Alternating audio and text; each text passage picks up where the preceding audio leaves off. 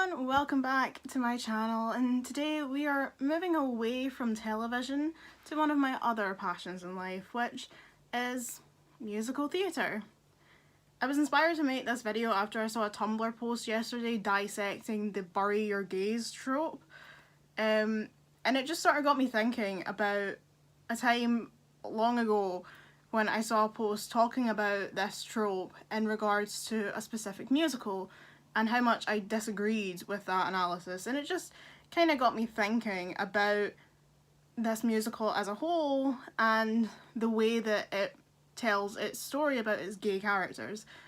And so I kind of just felt like, since I had all these thoughts in my head, I should get them out into the world in the form of a video, and now here I am. So yeah, there was a post on Tumblr yesterday, and it was talking about bury your gays and about the difference between a character falling victim of the bury your gays trope and a character who just happens to be gay and also dies during the plot. And they were analysing different characters in the comments, people talking about different shows and different films where this is, there's been a gay character who's died, and about whether it was a case of bury your gays or whether it was a case of just regular character death of a character who happens to be gay. Because, of course, the whole issue about bury your gays is that you can't just unanimously across the board avoid killing any gay character because they're gay, because that doesn't always fit in with your narrative story. If you have a story where everyone dies at the end, it would be completely unrealistic to have every gay character survive the apocalypse just to avoid seeming like you were killing gays. That's just not how it works. But at the same time, when you've got a series which only has maybe one gay character and they also happen to be the character who dies, it does come across as if you're specifically writing out this character because you don't want to have to deal with the greater scope of their relationships. If you don't want to have to go to the trouble of writing in a relationship for them because you don't know how, or because you're actually secretly homophobic, it can be easier to just kill off that character before they ever get a chance to have any sort of relationship, and then be like, oh well, my one gay character's dead, what are we gonna do? It is, of course, a lot more nuanced than that and a lot more complex than that, and there are plenty of instances where bury your gays has been debated over the years. One of the ones I always remember would be in Buffy the Vampire Slayer, where in season 6, Willow's girlfriend Tara, who is not part of the main cast but has been in pretty much every episode for 2 seasons at this point, is killed off just as her and Willow get back together. And people were debating on whether or not that counts as a form of bury your gays, because of course our main gay character, which is Willow, who has been in the series in every episode since the very first episode, she is one of the main characters, she is still alive. So we've still got our primary gay character, but her love interest and the girl that she's been dating for the past 2.5 seasons is now not alive, and whether or not that was the right thing to do, whether that just counts as people always die in this series, because in Buffy people do die a lot, and this was not the first love interest to have been killed off during the series, it happens frequently. But was it wrong for them to kill off a lesbian character specifically when there were only 2 lesbian characters in the series at this point in time, and they were the only gay representation in the series, and you killed one of them off? Another aspect of the bury your gays trope isn't just about whether or not you kill a character, it's about whether or not those characters ever get a happy ending, because it comes from a very old rule of media, specifically television, where you were allowed to have a gay character but only to tell a story about why being gay is wrong. I couldn't actually tell you what the specific rule was or where it came from, but it did exist. I should have looked that up. If I look it up, I will put an edit in here telling you what it is, because I'm dumb and forgot to look it up.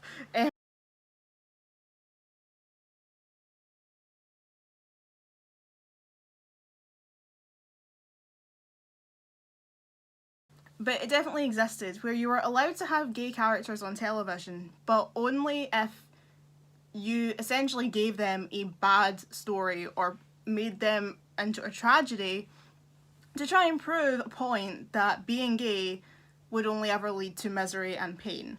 And so that's kind of why it came across that that could have been the logic behind the scene where Tara dies in Buffy, because they were the only gay relationship on the show and one of them died. And it does, you could read that if you wanted to as being gay only leads to misery and pain because one of them ended up getting killed.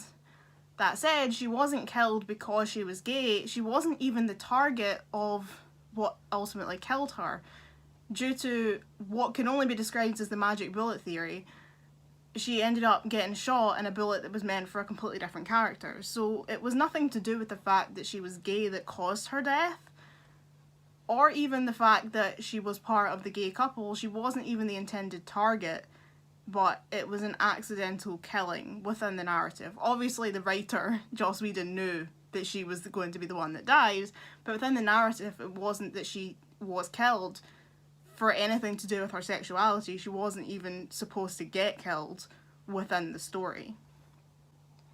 But that's sort of one of the issues with the whole trope, is that when you look at a TV series or a film or whatever and your gay character's storyline ends in tragedy, you can wonder if it links back to that old rule of not allowing gays to have a happy story. And when you look at media in general, there are a lot of instances where the gay characters don't end up having a happy ending. One of the most recent examples, and one of the examples that caused the most outrage, was from the series The Hundred. Clark, the main character, is bisexual, and while she has a boyfriend in the first season, the second season sees her getting paired up with a character named Lexa, who's a woman. Their relationship was adored by the fan base and was really seen as like a beautiful, healthy example of a woman relationship that was well handled and where they both supported each other, and you could see the genuine love between these two characters, only for Lexa to get killed off, and not even in some kind of meaningful way. She didn't die because she sacrificed herself. She didn't die in battle. She essentially kind of died in a similar way to Tara, in that the two of them were just in their room being them when she just suddenly got shot, I believe. I stopped watching The 100 before that scene went out, but I remember watching the scene and she just died out of nowhere.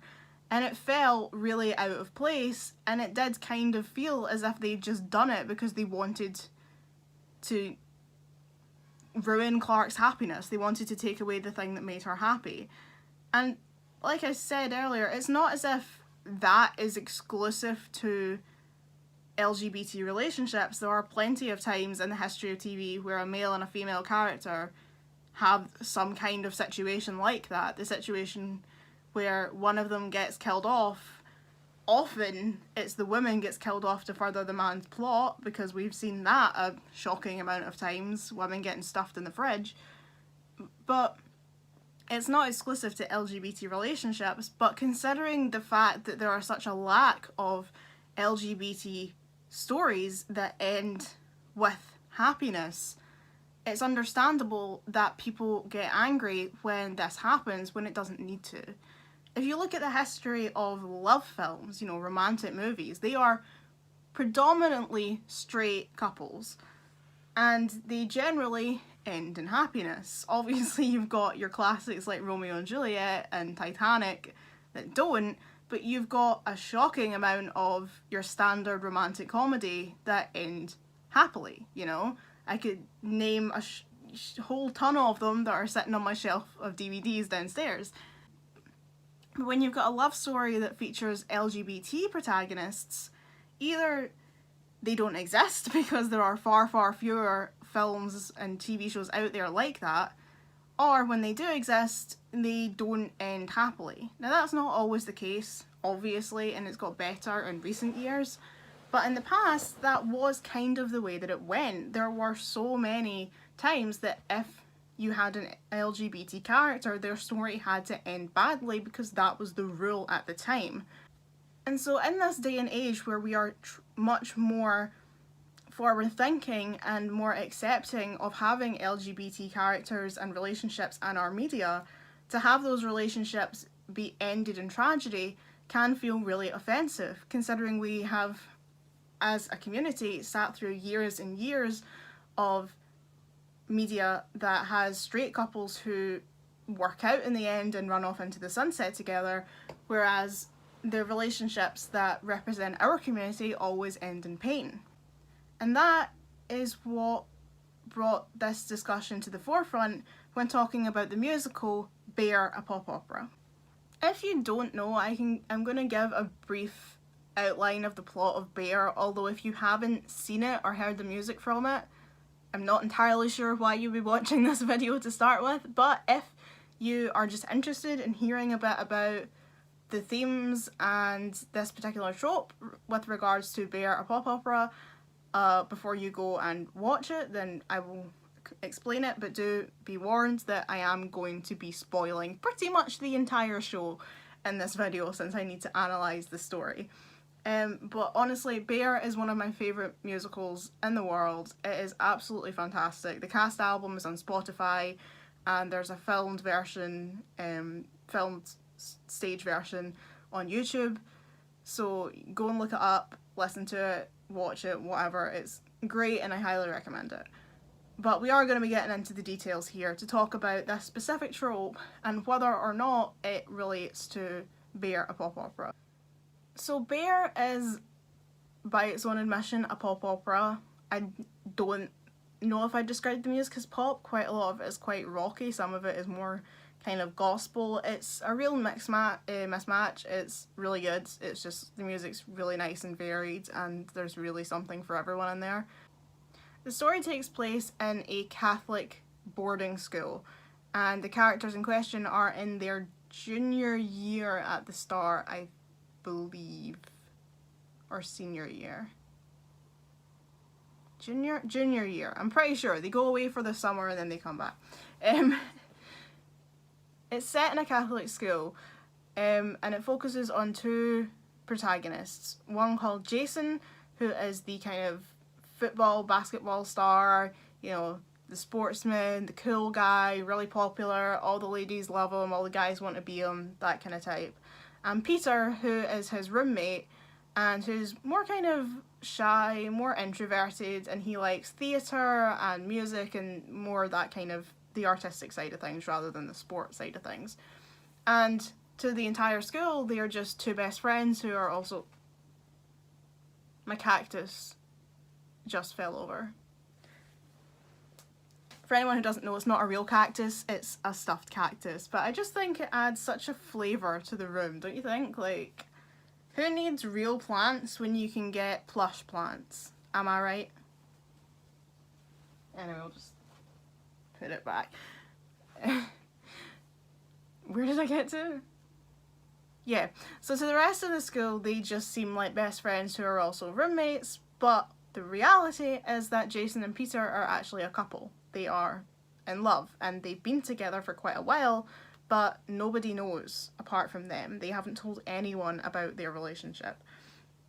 And the main reason for that is because obviously they're in Catholic boarding school, and even to this day, being gay within the Catholic Church is considered a sin, or at least just not something that we talk about. Obviously, there are loads of Catholic people who don't feel like that. There are loads of Catholic people who are perfectly accepting of people who are LGBT, plenty of LGBT people who are Catholic, but there is, of course, still a part of the Catholic Church who are not accepting, and I think if you were in a Catholic school, it would probably be safe to err on the side of caution when it comes to revealing your sexuality if you're anything other than straight. And so that's the situation that Jason and Peter find themselves in. But Peter has kind of become tired of sneaking around. He doesn't like that he has to hide in corners and sneak into classrooms to be with Jason, the fact that he can't hold his hand in the corridor at school, or he can't tell anyone about their relationship, he can't bring him home to his mum for Christmas, you know, like, there's just, he can't have a proper open relationship with Jason because they have to hide from everyone, and he doesn't like it. But Jason is completely against the idea of telling anyone, not just about Peter, but just admitting that he's gay in general. And he's got a pretty good reason for that. He says himself that if he told anyone that he was gay, if that his dad found out, his dad would beat the shit out of him. And he's pretty aware that even if Peter just told his mum would contact Jason's mum, who would tell Jason's dad, and that would cause him to, you know, get the shit beat out of him. So he's really not up for telling anyone about the fact that he's gay, and that's sort of the driving force in the plot, is this conflict between Jason and Peter about whether or not to come out as gay. And a lot of it focuses around their own personal conflicts of faith regarding their sexuality. Peter is trying, well, actually they both are trying to find someone to tell them that being gay is okay, that the church won't condemn them for their love. But Peter is less concerned about whether or not the church will condemn him. He's pretty certain that he's happy the way he is, and he doesn't really care if anyone else agrees. He just wants to be able to tell his mum the truth, and if she doesn't accept him, then fine, but he just doesn't want to hide it anymore. He wants to be open with his sexuality, and he's less concerned about how everyone else reacts. Whereas Jason's the opposite. Jason really wants someone to tell him that he isn't going to go to hell because he's gay, and if he can't find someone who can prove that to him, then he's not going to tell anyone. And he's really struggling with the idea that he is committing a sin, that he's being a sinner, and that he feels like he should be straight like everyone else, like he's done something wrong, that, you know, this internalized homophobia that we have as a community sometimes, you know, people in the community have this internalized homophobia where you try to convince yourself that what you're feeling is a phase, or that it's a mistake, that, you know, it's just something that happened, it was a momentary lapse in judgment, and that deep down you are actually straight and you just need to, like, unlock that. Which of course isn't true, but there are people who feel like that, and that's really the situation that Jason's in. He just kind of feels like he needs to prove to himself that he isn't gay, that he's actually straight. And Peter addresses this in his second song, well, his first solo. It's one of the is it the third song? That's really bad. Yeah, the third song of the show, I'm sure. It's called Role of a Lifetime, and Peter actually says in the song about how Jason wants a trophy bride and children, a white picket fence. He wants the normal suburban American life. He doesn't want to be gay. But Peter's questioning what will happen when the music stops, when their relationship, you know, when they leave school and their relationship needs to either be upgraded and they need to take it seriously, or they need to split up because Jason needs to go off and try to be straight. What's going to happen to them, and what's going to happen to him when he loses the one person that he loves more than anything else in the world. Now, the reason that people... It's not so much a criticism, it's hard to explain. It doesn't... Bear doesn't really get roped in with Bury Your Gays. Really. But I have seen people in general, I'm not saying whether they're in the LGBT community or not, but people who don't like Bear because the gay couple who are the protagonists don't have a happy ending. And they definitely don't. Well, get that out of the way. This story does not end well for them. And it goes back to that earlier thing that I was saying about when gay characters don't get to have that happy ending, and how that can feel offensive when we've sat through so many years of straight characters getting to ride off into the sunset, but all we ever get to see in gay characters is them dying or otherwise experiencing heartbreak. Now, I think in general, in general, I understand that, I feel it too. But when it comes to Bear, I think that's a really narrow-minded way of looking at it at best, and completely missing the point at worst. Bear is, at its core, a cautionary tale about what happens when religion forces people into the closet. That is what it's about. The whole thing is about the conflict and the crisis of faith that these two characters have when it comes to their sexuality, and the fact that Peter comes to the resolution that he doesn't care what the world thinks, and he doesn't care what the church thinks or what anyone thinks. He just wants to be himself and to love who he wants to love, whereas Jason can't get himself into that mindset. He is completely consumed with this idea that what he's doing is wrong and that it's something that needs to be corrected. So that is the driving force, and the theme of the plot is what happens when the church forces you into the closet, and about the different ways that that can go. And the entire story spirals out of control for these two characters because of the fact that they're in a Catholic boarding school. If they were in a regular high school, they might not have got into this situation. But these really strong religious forces in their lives cause so many problems for them, and they both listen to different people. Peter listens to his drama teacher, who is much more open and accepting of the fact that he's gay, and basically says to him, like, I've been working in musical theatre for years, I know a gay guy when I see him, I know you're gay and I don't care, because, and this is the thing, it's really important to note that just because this show is about this religious and homosexuality conflict, it's not against the Catholic Church, it's not against Catholicism in general, nor is it saying that Catholicism outright hates gays across the board, because there is this character who is really accepting of Peter, even though she's a nun. She is a sister at this school, and she has an entire song which is titled God Don't Make No Trash, and it's all about the fact that if God made everyone in his image, then everyone is perfect, and it doesn't matter if you're gay or straight or whoever you are, we are all God's children, and God loves you for who you are, and he doesn't care that you're gay. He just wants you to be happy, and he made love, and he made people fall in love because love is beautiful and it doesn't matter who you're in love with. I say this, I should point out I'm an atheist. I'm not part of the Catholic Church, nor was I raised in the Catholic Church. I wasn't raised in any church. I grew up in a Protestant area, but I wasn't raised in the Protestant religion.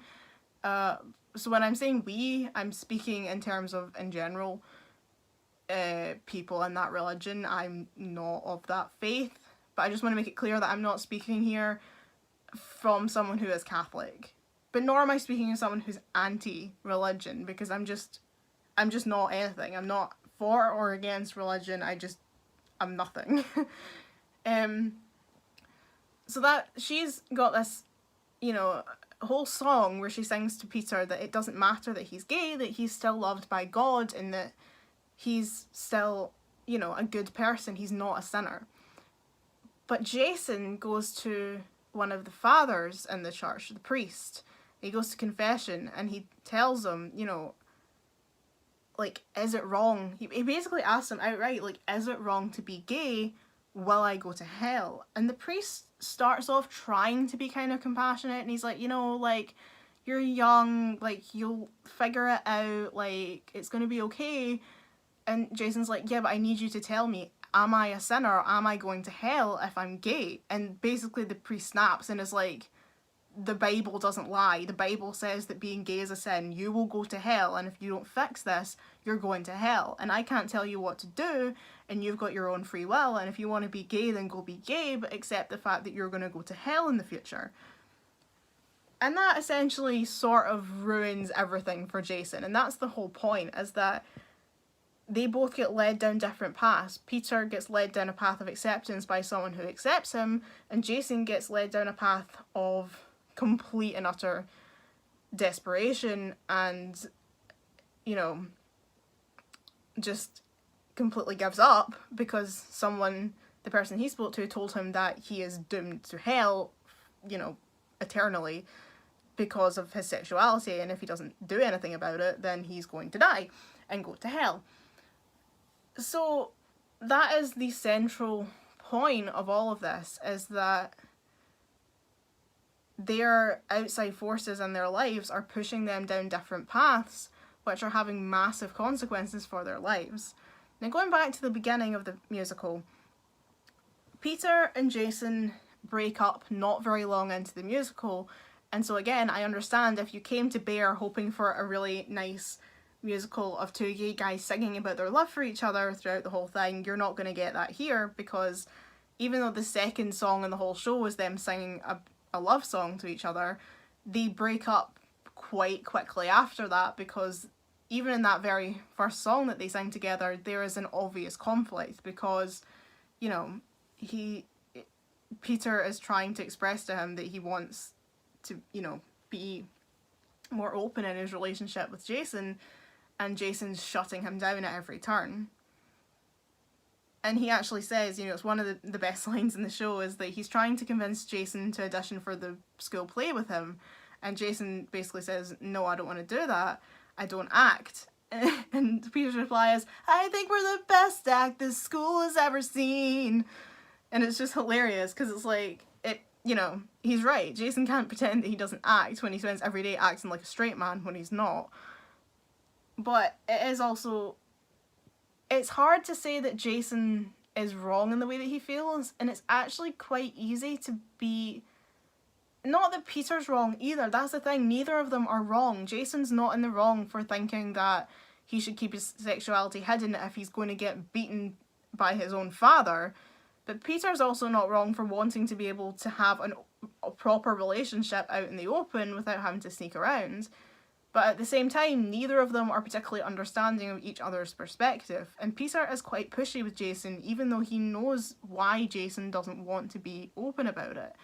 And he keeps pushing him and saying, like, you need to stop pretending to be straight. And I think him constantly nagging Jason actually doesn't help matters. I think it only makes it worse, because Jason's then trying to prove a point that he's not pretending to be straight. He is a straight man. Peter's just like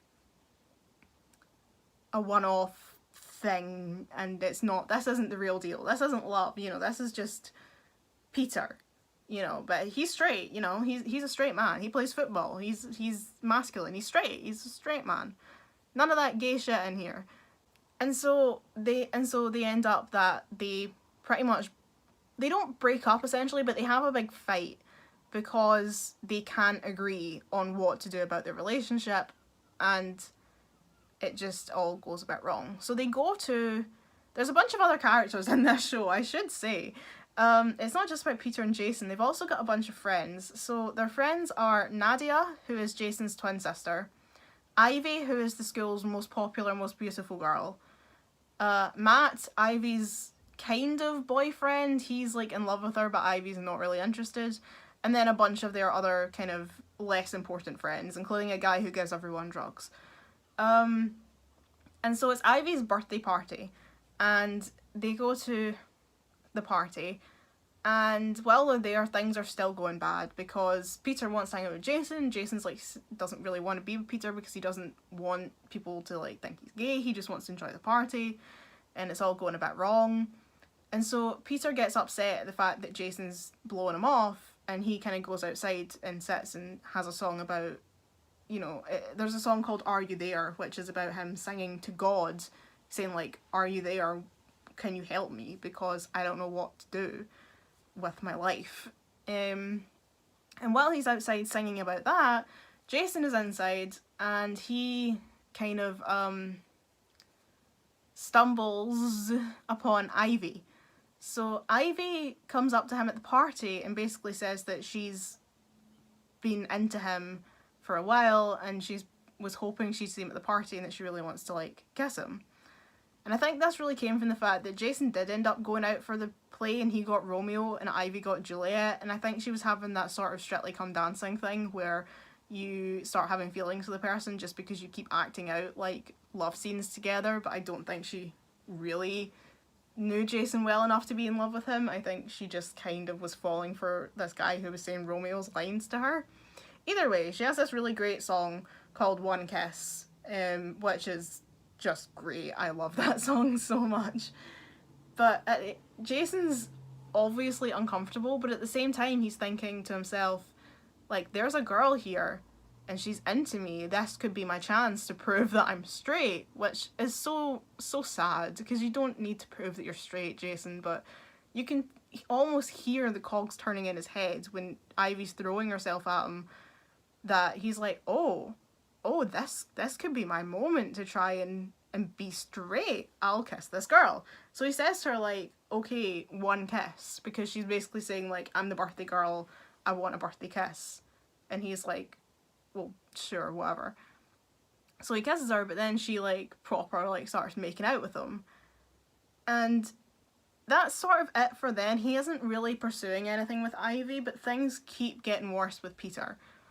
So eventually, like, Ivy shows up at Jason's dorm on the last day before they all go home for summer, and says, like, I just wanted to apologise for throwing myself at you while I was drunk, but I meant what I said. I am into you, I do really like you, and if you want something to happen with us, I'm, you know, game.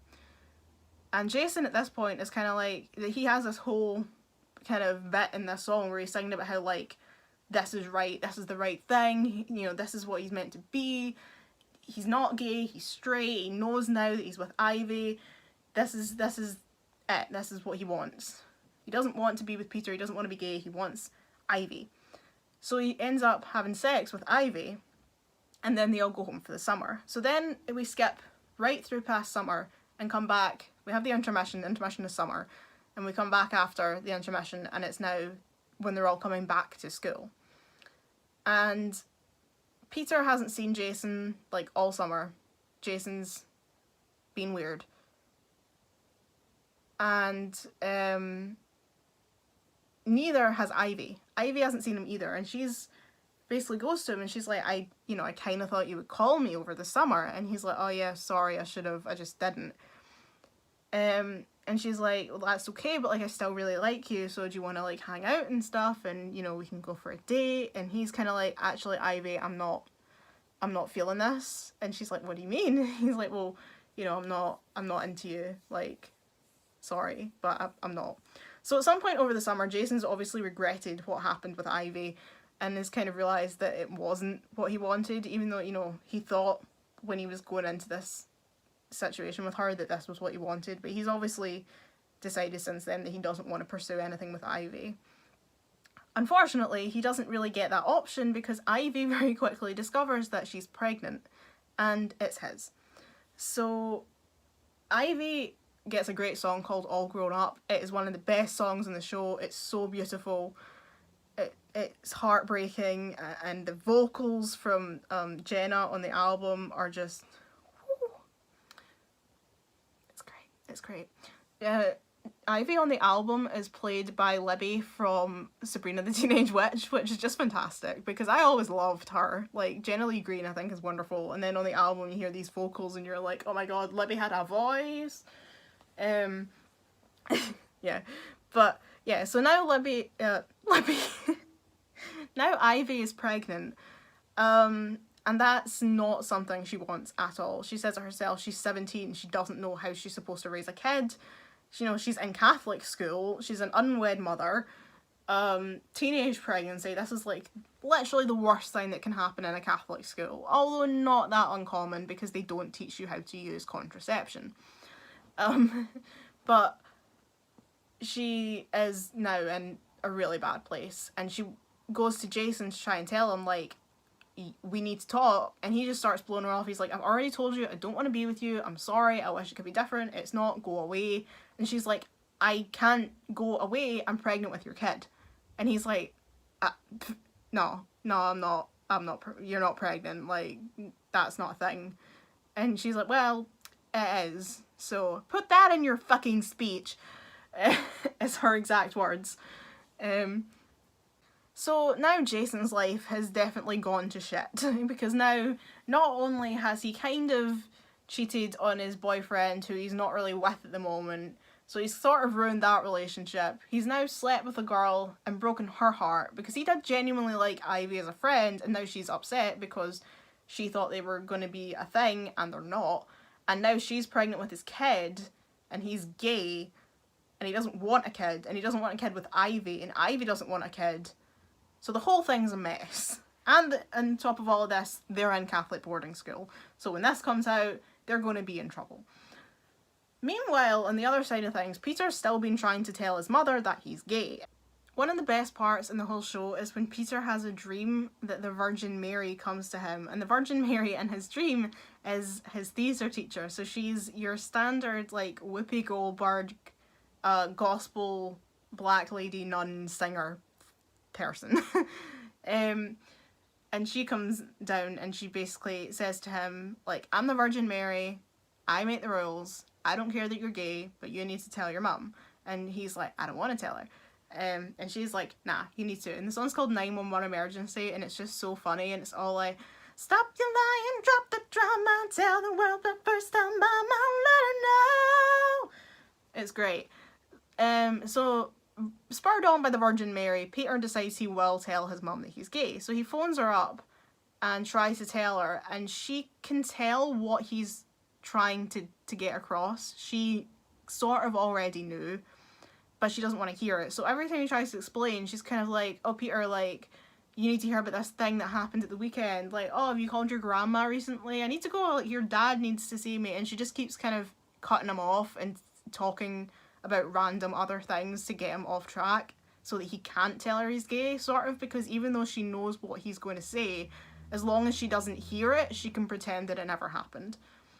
And then she has her own song, her solo, called Warning, which is about, you know, how she's going to deal with this. Like, how does she tell her husband? How is she going to process the fact that she's got a gay son? But ultimately, she doesn't have a real issue. She's just not sure what to do next, because she's also Catholic.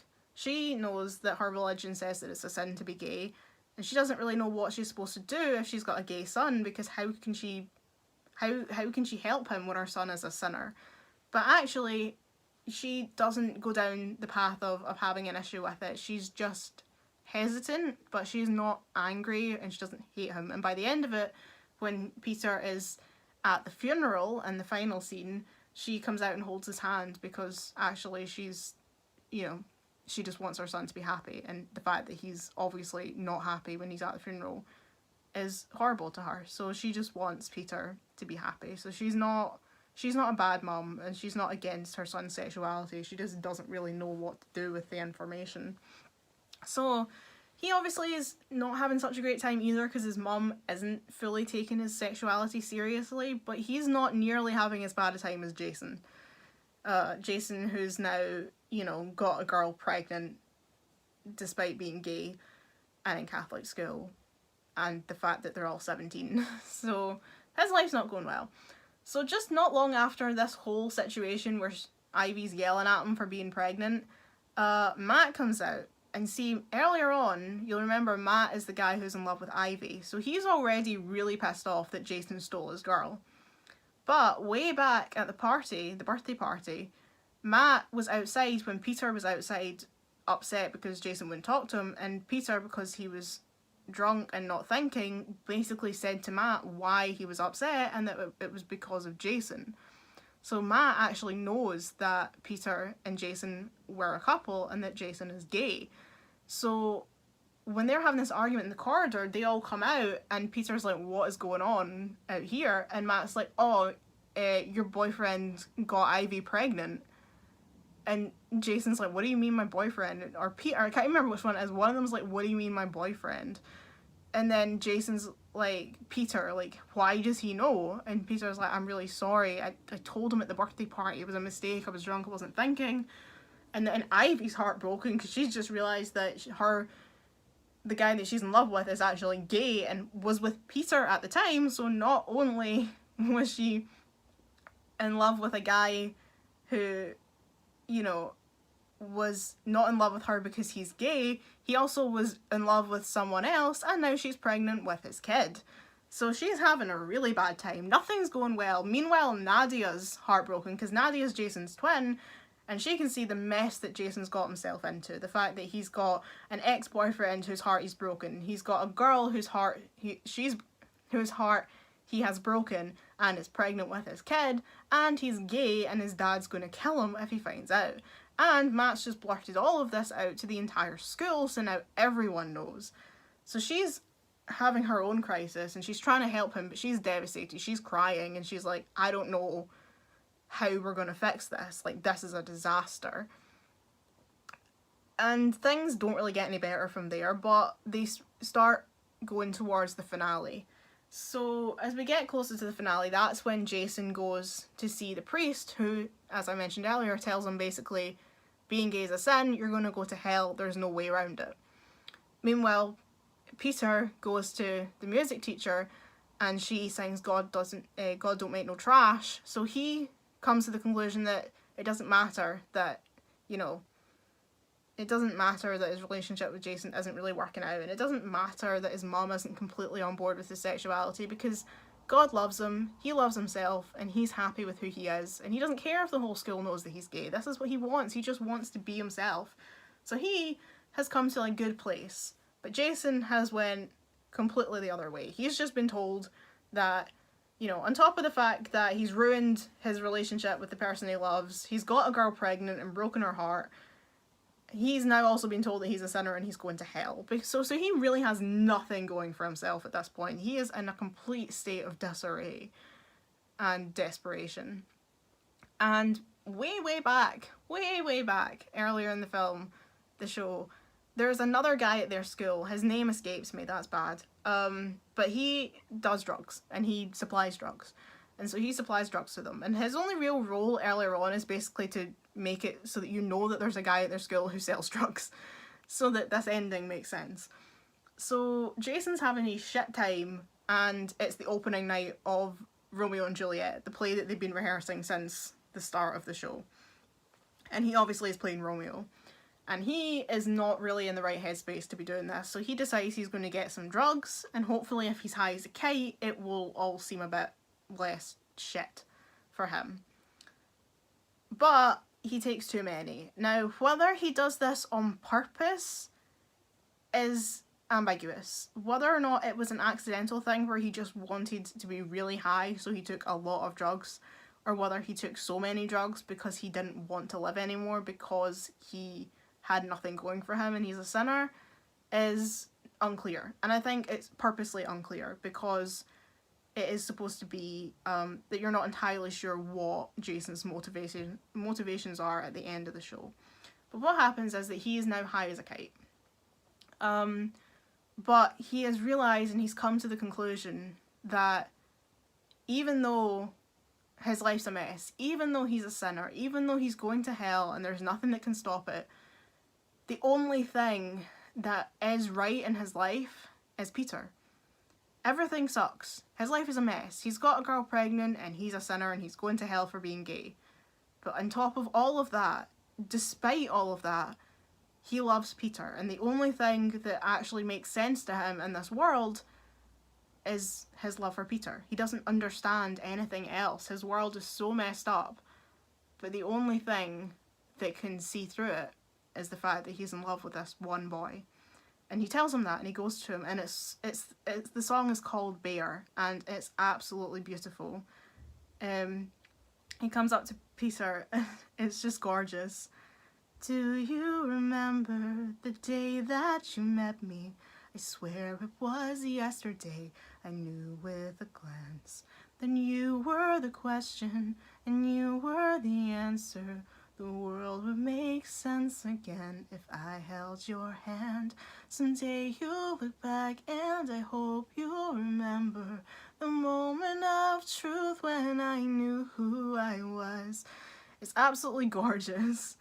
And my favourite line in it is when he says, here in a world where there's safety in falsehood, I have discovered the one thing that's real, that I love you and I loved you from the start. And if you hold that close to you, we'll never be apart. Peter, please know I love you from the start. So he's realised, as he says, that even though he spent his whole life lying and everything's messed up and nothing makes sense, the only thing that's real to him is Peter and the fact that he loves him. And so they get back together, and Peter says, like, I don't know where we're going next. I don't know what's going on. You know, like, he says, I stand at a crossroads and I stare at a question. If prayer were the answer, I'd fall on my knees, because he doesn't know what to do about Jason. But again, the one thing he does know is that he still loves him. And so they kiss, and it seems like everything's worked out and they're back together. And now they have to do the Queen Mab speech at the Romeo and Juliet. So they're out on stage and they're dancing, they're doing the whole performance, and Jason's all over the shop. Like, he's trying to dance with Ivy, but he's like all flopping around and he can't stand up straight, and Peter grabs him and he's like, Jason, you're flying. And he's like, no, I'm okay. But he really is so messed up, like he just can't stand up straight, and suddenly he just hits the floor. And everyone comes running over and they're like, Jason, wake up. And they're calling for help and getting an ambulance. And then the next thing we know, it's Jason's funeral. So his drug overdose killed him. And like I say, we don't know if that was intentional, because I suppose the way you can read it, he'd finally come to the conclusion that the only thing that made sense of him is Peter. But ultimately, his life is still a complete wreck. And maybe all he wanted was to be able to go and tell Peter that he loved him before he died, because he decided that even though he loves Peter, his life is too messed up to stay in this world. Or he just was so messed up he took more drugs than he should have and accidentally died. Either way, he's dead. And the final scene of the show is everyone at his funeral, which is, again, heartbreaking. And like I said, Peter's mum is there holding his hand, so she's obviously come to terms with the fact that he's gay. He understands. But before that, before we get to the funeral, Peter actually goes to see the priest, the same priest that Jason went to see before he died. And this is one of my favourite songs in the whole show. He goes to see him and he asks the priest why he thought it was a good idea to tell a boy who was completely lost and alone that he was going to go to hell. Why didn't he offer him support? What is the point in having a priest if all they do is shout at you? You're supposed to be there for us, is essentially his point. And it's a great song. And he says, like, did you know how much he loved? Did you know how much he cared? Lost in the teachings was a boy so all alone and scared. Father, we were so in love, and that's what I find so odd. Our love was pure and nothing else brought me closer to God. So Peter's realised that he felt closest to God when he accepted his love for Peter.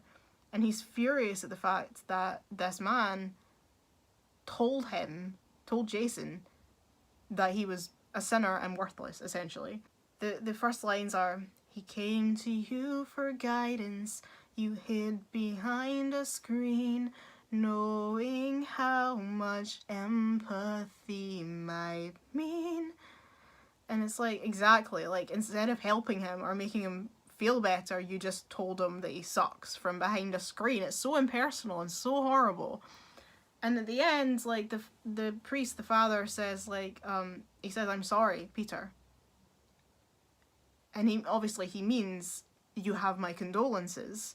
But Peter replies, and I forgive you, Father.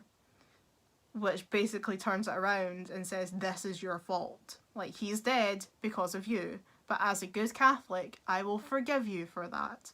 Because I'm not a shitty person like you are. And I will, even though you should feel shame for what you did. I'm going to give you forgiveness, because that is what we do as Catholics, because we are compassionate and we don't doom people to hell for their sexuality. It's the most powerful part of the whole show, is when he turns around and he's like, and I forgive you, Father. It's like, oh! And then it's the funeral. So we see here this moment when he goes to the priest where he's basically saying, like, he's basically going to the other side of the story. Like, he was on the side of being gay is good, and Jason was on the side of being gay is bad. And he's basically going to the person on the other side and saying, you are wrong, fuck you. And then we have the funeral where everyone basically says, like, what could we have done to fix this?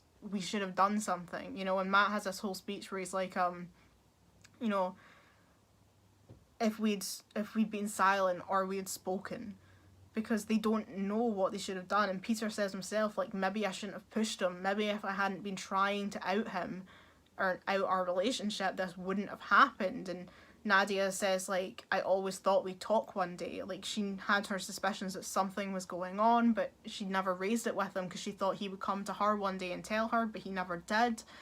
And if everyone had been a bit more forward and everyone had talked about what was going on, maybe it could have been different.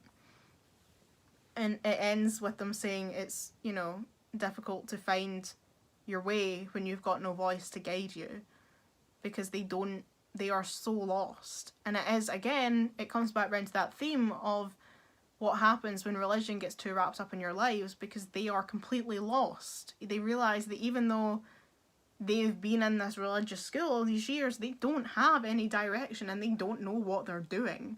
Which is how they've all ended up in these situations. How Jason's ended up dead, Peter's lost his boyfriend, Nadia's lost her brother, Ivy's pregnant with a dead man's child. It's a disaster. And it's all because they didn't have anybody who was properly guiding them.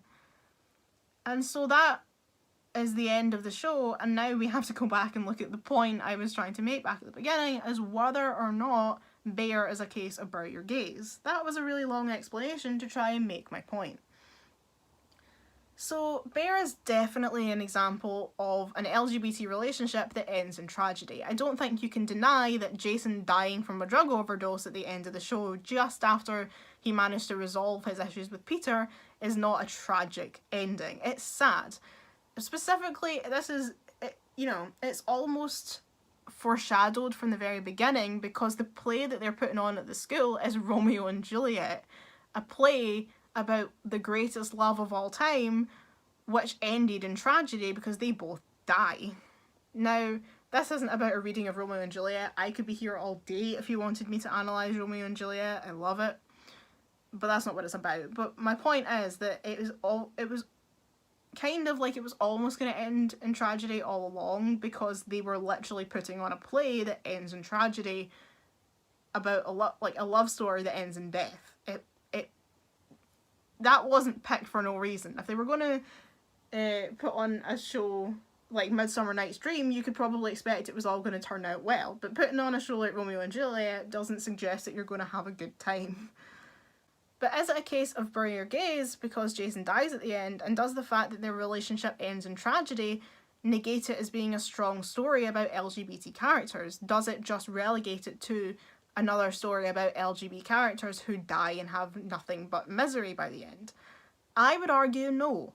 I don't think that Bear is offensive to the LGBT community because it ends in tragedy, because it's sort of the entire point of the show is that it's going to end in tragedy, but that doesn't make it a bad story because it's supposed to be that way to make a point.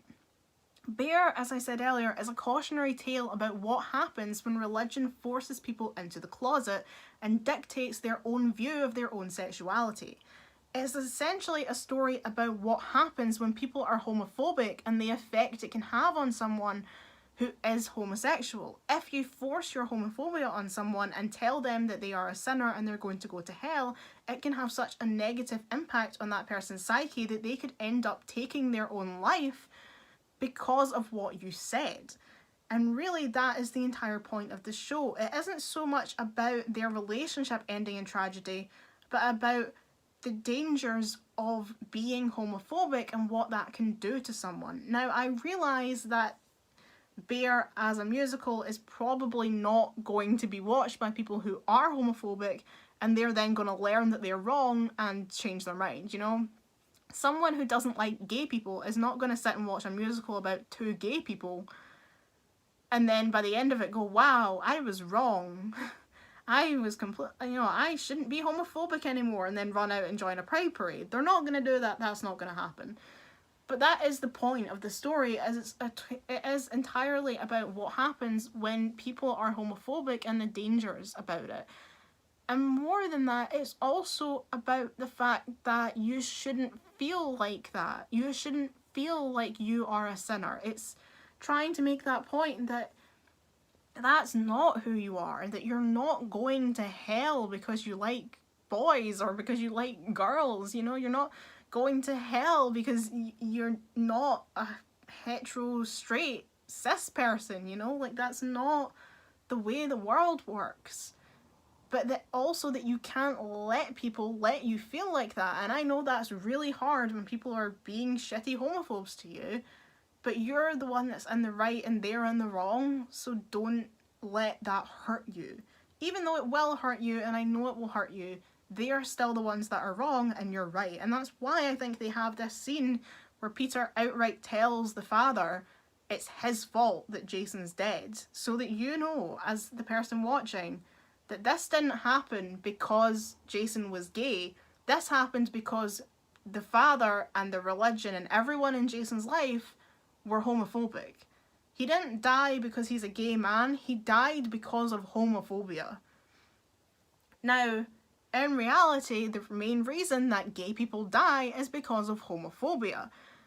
And that's not something that we can avoid, although I wish it didn't happen, but it is the reality, is that homophobia will always be the leading cause of death in gay people, because that's just the world we live in, the same way that racism is going to be the thing that kills black people, you know?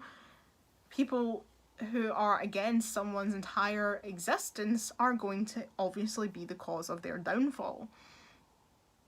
Now, but that doesn't make it a bad LGBT musical just because it ends that way. It's still a love story. It's still showing that these two people were righteous in their love, and that whole thing is trying to prove to you that it's wrong to be homophobic. It's wrong to be homophobic even if you're Catholic. You know, even if your scripture says that being gay is a sin, you're still wrong for believing that. The only people in this show that are right are those who are standing up for Jason and Peter's love. And I think in that sense, it makes it that this is not a case of bury your gays. This is not an offensive musical about how gays die and are never allowed happiness. It is a musical about the difficulty of being gay, about internalized homophobia, the struggle of trying to come out, the difficulties that young people get themselves into when these things are forced into their lives. The fact that Jason tries so hard to be straight that he accidentally gets a girl pregnant at 17. Like, he wouldn't have done that. That would never have happened if he wasn't trying so hard to be straight because of his internalized homophobia, which he only has because of the external forces in his life that have forced homophobia upon him. He wouldn't feel homophobic if he didn't have so many voices in his life telling him that being gay was wrong. And all of these things, all of these terrible things that have happened to these students, the fact that Jason dies, the fact that everyone loses their friend or their brother or their boyfriend, the fact that Ivy is now having a baby on her own because her boyfriend is dead, or the man she thought was her boyfriend is dead, it all happened as a direct result of the homophobia that was pushed into Jason's life from a young age. The fact that his dad was going to beat him up. Clearly, he was raised with someone who was very openly homophobic. And that is so damaging to someone who is living in that environment and knows that they are not straight, and they're having to listen to this person constantly tell them why that's wrong. So, no, it's not a musical about the misery of being gay. It's a musical about how difficult it is to be gay in a world of homophobia, in a world that doesn't accept you, and about how much it can change someone's life when someone tells you you're not wrong, you know? How much it means to Peter when his teacher tells him, you're not wrong, you know, God don't make no trash. How important that is to him as a person, and how much it hurts when his mother tries to fob him off. It's a musical about the struggle of trying to be gay in a world that doesn't accept you. And if that doesn't encourage you to push forward and try and make a better world for the LGBT community, then I think you've missed the point. And so that is my entire thoughts on Bear. Other than that, my only other thing to say is just this musical is amazing. Please go and listen to it. Everything about it's great. I wish it would come back. I wish I could play Ivy. Or Nadia, I don't care which. I just want to be there. Or even one of the girls who goes, operator, during 911 emergency. I just want to be in it. But I do encourage you to watch it, and then leave me a comment down below and tell me if you agree with my assessment or if you think I'm completely off base. Which is fine, because as we all know, media is all interpretation, and that things are not meant to be read in one way. Everyone is supposed to interpret things differently, and everyone does interpret things differently based on your life, because that is the way things are. If you come from one background and you watch something, you're going to interpret it differently from someone from another background. I interpret things differently because I did a whole TV degree and looked into how to analyse television, which means I look at things differently than an average viewer because I'm looking at them from a different perspective. That's the way life works. So if you don't agree with me, if you still think that this is a horribly offensive musical where the gay people die, that's okay. Tell me in the comments below. But also tell me if you agree, or tell me if you've got a completely different view on it. Or if you just want to drop down and tell me what your favourite Bear song is, please do that, because I'm keen to know. For me, it's All Grown Up and 911 Emergency. But, you know, let me know what your favourite Bear song is in the comment below. And I'll see you in the next one. Bye!